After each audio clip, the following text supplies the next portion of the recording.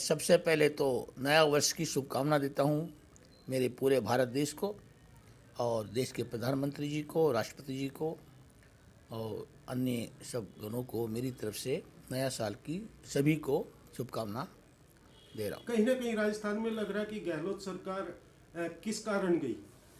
देखिए, आप बार बार जब गहलोत सरकार की चर्चा कर रहे हैं, आप गहलोत सरकार जी की सरकार तो जानी थी। पहले तो उनका मुद्दा ही समझ लो पायलट में और गहलोत जी में इतना खींचातानी थी, जो राजस्थान के लोग परेशान थे आपस में झगड़े में ही उनके में। सेकंड नंबर, कई बार पैंथर्स पार्टी भी उनसे उम्मीद लेके गई राजस्थान के विकास के लिए, कई चर्चा करी। कभी गहलोत जी ने साफ हमें जवाब ही नहीं दिया और न उनका जवाब मिला। तो इसलिए आप पब्लिक समझती है सब चीज़ों को, पब्लिक मानती है कि भाई कौन क्या करेगा, है ना। तो ये सब चीज़ को देखते हुए माहौल को चेंज करना पड़ा राजस्थान के सभी भाइयों को। आपको माहौल चेंज हुआ, सरकार चेंज हो चुकी, मगर मंत्री का जो गठन होता है वो अभी तक नहीं, 1 महीने से नहीं, ज्यादा मैं आपसे यही कहना चाहता हूँ कि देखो, राजस्थान सरकार, गहलोत सरकार में भी ये राजस्थान सरकार में कोई विकास नहीं हुआ और विकास काफ़ी कोशिश की लेकिन कोई विकास हमें नज़र नहीं आया। अब रहा बीजेपी का सवाल। अब जो हमारे राजस्थान के सीएम बने हैं श्री भजन लाल शर्मा जी, अच्छे आदमी हैं, ऑनेस्ट आदमी हैं, पढ़े लिखे भी हैं और सच्चे भी हैं।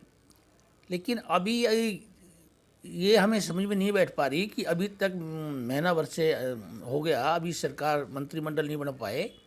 अब इसमें भी कोई कोई राज है, लगता है कि कुछ अंदर से कुछ बातें हो रही है, क्या करना है क्या नहीं करना। लेकिन मुझे नहीं लगता कि अशोक गहलोत जी की सरकार जैसे उन्होंने चलाई, अगर बीजेपी भी इस तरह चलाई तो आगामी हमारे इलेक्शन आने वाले हैं मेंबर ऑफ पार्लियामेंट का, तो ये बड़ा इशू बन जाएगा।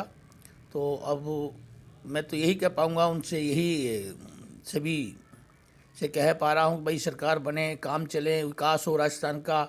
हम लोग भी जुटे हुए हैं, हमारे भी कई बार वहाँ गहलोत सरकार से गौर लगाई है। अनिल शर्मा जी, आप नेशनल पैंथर्स पार्टी राजस्थान प्रदेश अध्यक्ष भी है, गहलोत सरकार से भी आप मिले, अब बीजेपी से क्या उम्मीद रख रहे हैं कि क्या विकास होने चाहिए? अगर आपकी सरकार आती, वहाँ पे सत्ता में आप लोग होते तो क्या विकास होते? देखिए, मुझे बीजेपी से उम्मीद है कि विकास की राह पर चलेंगे ये, लेकिन ये सब लगता है कि मुझे सेंटर में से देख रहे हैं कोई कोई, ठीक है ना, और सेंटर का ही आदेश चलेगा। जहाँ सेंटर से चली सरकार तो विकास तय है राजस्थान का, ये मैं खुद कह रहा हूँ।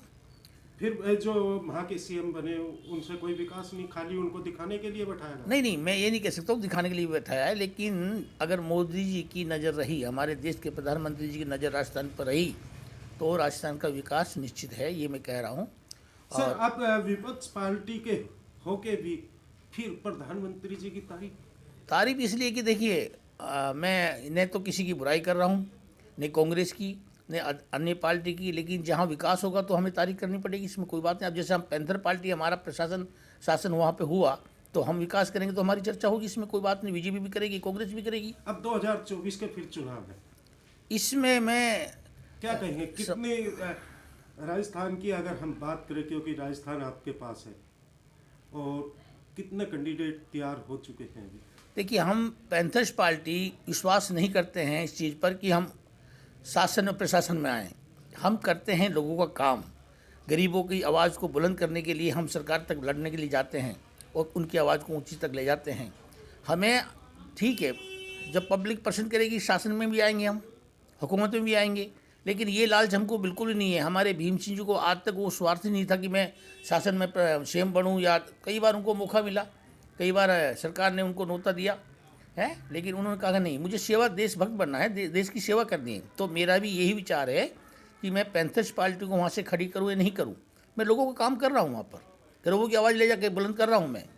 कौन सा विकास सबसे पहले होना चाहिए आपके हिसाब से, क्योंकि आप राजस्थान में रहते हैं? कि राजस्थान में सबसे बड़ा मुद्दा किसानों को राहत देना, बिजली पर राहत करना, किसान भाइयों की तरफ देखना चाहिए। और विकास तभी होगा जब हमारे किसान भाई वहाँ के मजबूत होंगे और उनको कुछ राहत मिलेगी सरकार से। सेकंड नंबर एजुकेशन, और उसके बाद में वहाँ पर बेरोजगारी।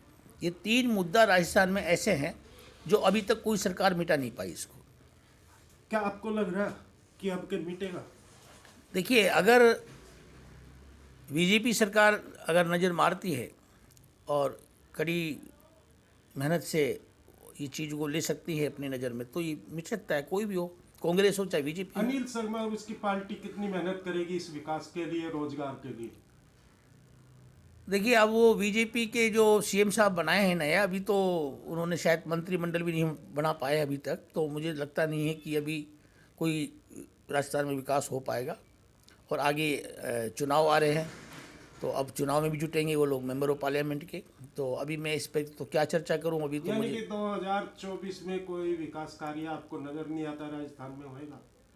अब देखिए, सीएम साहब का भी क्या नेचर है, अभी आए हैं, वो किस तरह से अपनी सरकार बना के चलाते हैं, मंत्रिमंडल में किस किस को क्या करते हैं, अभी तो ये फैसला ही नहीं हो पा रहा है कि मंत्रिमंडल ही नहीं बन पाए ढंग से अभी तक। आप विपक्ष पार्टी के हैं, कितना प्रेशर बनाएंगे विकास के लिए? हम तो हमेशा प्रेशर में ही रखते हैं उनको, कोई चाहे कांग्रेस का हो चाहे बीजेपी का हो, हमारा तो तीर छूटता ही रहता है, ठीक है ना, और हम आगे लड़ते ही रहेंगे उनसे जब तक राजस्थान में ये तीन मुद्दा ख़त्म नहीं होगा, जब तक पैंथर्स पार्टी किसी तरह से भी बैठेगी नहीं चुप करके। और अगर पैंथर्स पार्टी का कोई हम जीत गए या मेंबर बने या कोई आ गया हम, तो हम बिल्कुल पार्लियामेंट में हंगामा करेंगे आकर। चलिए, अब नया साल, नई शुरुआत, उस पर देशवासियों को क्या कहना चाहिए?